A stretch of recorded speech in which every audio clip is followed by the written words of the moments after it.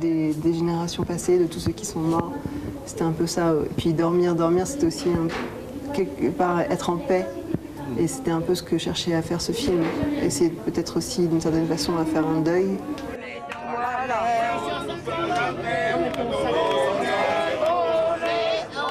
J'ai toujours voulu faire du cinéma, mais je viens d'un milieu ouvrier, donc c'était pas du tout, ça faisait pas partie des possibilités.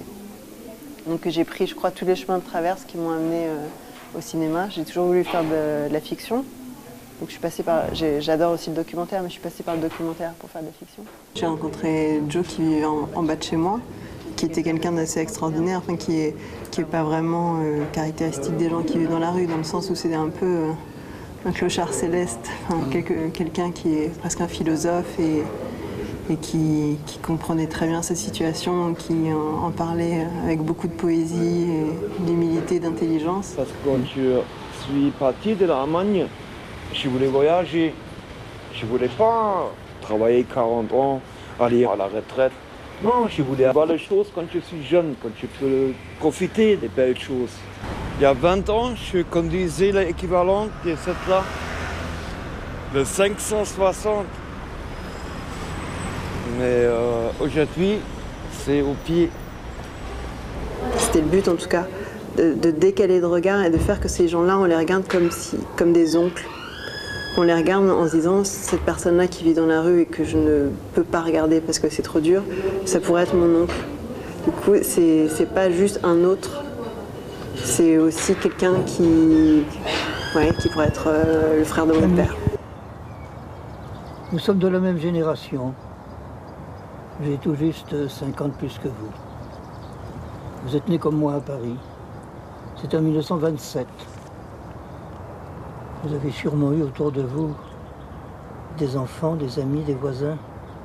J'avais besoin ont-ils tous disparu? De parler de cette chose dont on ne pouvait pas parler dans ma famille, dont on a du mal à parler dans ma famille. Ils amenaient un inconnu, ils l'habillaient, ils le nettoyaient, ils le rendaient tout propre, tout beau pour le repas. Ils mangeaient, ils le surveillaient pour pas qu'il picole trop, et puis ils repartaient, puis on le revoyait l'année d'après. C'était ça, c'était l'inconnu qui venait comme si... Je veux dire, du coup, ils prenaient toujours le même. Ils prenaient toujours leur frère, mais je veux dire, ils auraient pu prendre un SDF tous les ans. J'ai pas la prétention que mes films, que mon film en l'occurrence, change la face du monde et que les gens en sortant se disent mais oui, bien sûr, les SDF sont des êtres humains comme les autres. Non, je pense qu'il faut être un peu humble, qu'un film, c'est pas, ça change pas la face de l'univers malheureusement. On peut pas frapper à la porte de quelqu'un et lui dire vas-y raconte-moi ton histoire. Alors que si on y va avec une caméra, il y a une demande, il y a quelque chose, il y a un but qui fait qu'avec une caméra, on peut tout demander à quelqu'un. Il y a une solidarité entre eux, entre certains qui s'allient, des gens qui vivent dans la rue, et en même temps, c'est une cruauté énorme. Une fois par mois, les RMI, quand tu vois les gens, 20 € à 3 d'approche, c'est parce que je suis superstitieux. Si tu donnes pas, tu vas pas recevoir.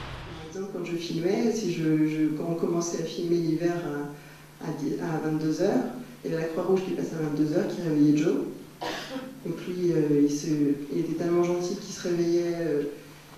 Les types lui offraient un café, ils disaient mais vous buvez du café vous à 22h? Moi je veux dormir à 22h. Oui, je voulais filmer 2 personnes qui vivent ensemble dans la rue pour ne pas avoir en fait à toujours moins intervenir et pouvoir en fait les filmer en interaction, les filmer tous les deux. Et là Joe était beaucoup plus âgé que Bart et lui servait un peu de père de substitution. Donc du coup je pouvais filmer en fait les engueulades qu'il y avait entre eux.